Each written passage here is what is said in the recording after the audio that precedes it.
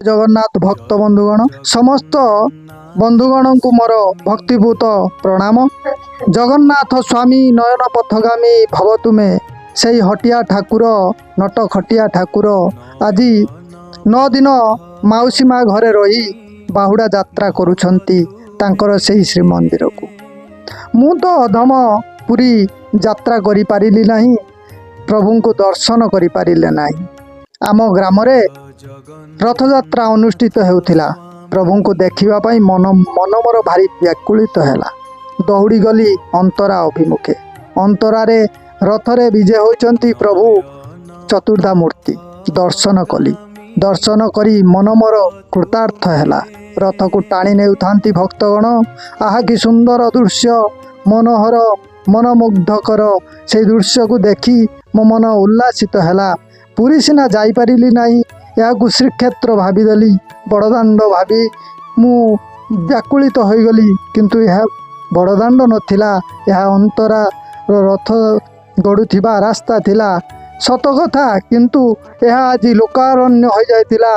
लोक सते जेमिति पुरी न जाई व्याकुलित होई दौड़ी आसीथिले प्रभु जगन्नाथ को दर्शन करिवा पई। एही रथरे प्रभु एका थिले। काहींकि एका थिले एही कथा आमे पर अध्याय जानिबा ननांक ठारू। एही परिप्रेक्ष्य रे आगो को आमे बढ़ी चलिलु जगन्नाथ को दर्शन पाई। एवं एही भक्तिमय परिवेश सहित आमे मुग्ध होई गलु एवं जानि पारिलु नाही केतेबेले समय कटि जाइथिला। रथ गड़ी गड़ी आगो को चलीथिला माउसी माँ बाड़ी अभिमुखे। प्रभु तो पुड़ पिठा खाई माउसी माँ घर विदाय नहीं सारी। लोकंक मनरे उत्कंठा, आखिरे लुह, मनरे हस सहित मिश्रण एक भाव बारी हो पड़ुला। कहीं प्रभु श्रीमंदिर को माउसी माँ घर छाड़ी बाहुड़ुंट। यह भक्तिर भावना थिला। आखि छल छल हो जाउतिला। लोकंक मनरे कुह उठुतिला, किंतु यह खुशी भरा कुह थिला।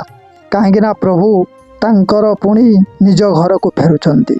एक कथा भाविला बेलू मन उल्लासित हेउथिला। पुणी प्रभु लीला खेला आरंभ करिवे।